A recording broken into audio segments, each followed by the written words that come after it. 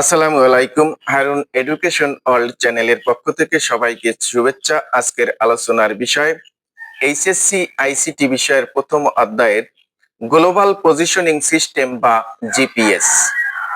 Global positioning system বা GPS হলো এমন একটি স্যাটেলাইট নির্ভর একমুখী যোগাযোগ ব্যবস্থা যার মাধ্যমে ভূপৃষ্ঠের কোনো স্থানের অবস্থান নিখুঁতভাবে নির্ণয় করা যায়।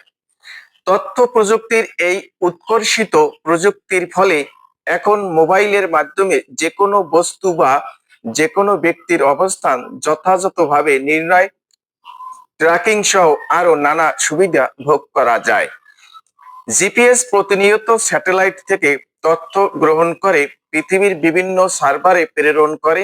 বর্তমানে জিপিএস রিসিভারগুলো তথ্য গ্রহণ ও প্রদর্শনের ক্ষেত্রে সর্বোচ্চ অ্যাকুরেসি বা নির্ভুলতা প্রদান করে।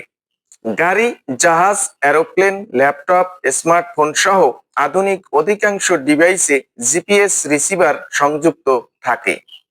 জিপিএস ব্যবস্থা নির্ভর বাংলাদেশি একটি জনপ্রিয় সেবা হলো ট্রেনের অবস্থান সম্পর্কে আগে থেকে জানতে পারা। নির্দিষ্ট মোবাইল অপারেটরের মাধ্যমে মেসেজ পাঠিয়ে বাংলাদেশ রেলওয়ের ভ্রমণরত যে কোনো ট্রেনের সুনির্দিষ্ট নির্ভুল অবস্থান সম্পর্কে নিশ্চিত হওয়া যায়। এর ফলে ট্রেনের প্যাসেঞ্জাররা এ অনুযায়ী স্টেশনে গমন করতে পারে। জনপ্রিয় এই সেবাটি বাংলাদেশের গ্রামীণফোন ও রেলওয়ের যৌথ ব্যবস্থাপনায় জিপিএস প্রযুক্তি ব্যবহার করে প্রদান করা হয়ে থাকে। জিপিএস যেভাবে অবস্থান নির্ণয় করে। জিপিএস সেবা প্রদানের জন্য যুক্তরাষ্ট্র 1995 সালে 24টি স্যাটেলাইটের এমন একটি সমন্বিত স্বয়ংসম্পূর্ণ সিস্টেম স্থাপন করে যাতে করে এই স্যাটেলাইটগুলো 6টি অরবিটে দিনে দুবার করে পৃথিবীকে প্রদক্ষিণ করতে পারে এবং পৃথিবীর যে কোনো স্থান থেকে যে কোনো সময় কমপক্ষে এর 4টি স্যাটেলাইট দৃশ্যমান হতে পারে।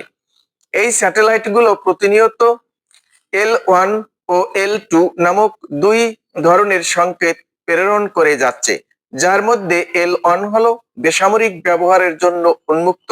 সংকেতগুলো প্রেরিত হয় আলোর গতিতে এবং এদের প্রতিটির সেভিং টাইম লেখা থাকে।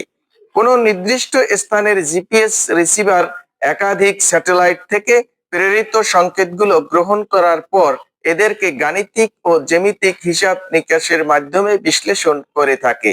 সবশেষ এই বিশ্লেষণ থেকে উক্ত ডিভাইসের নির্ভুল অবস্থান নির্ণয় করা সম্ভব হয়।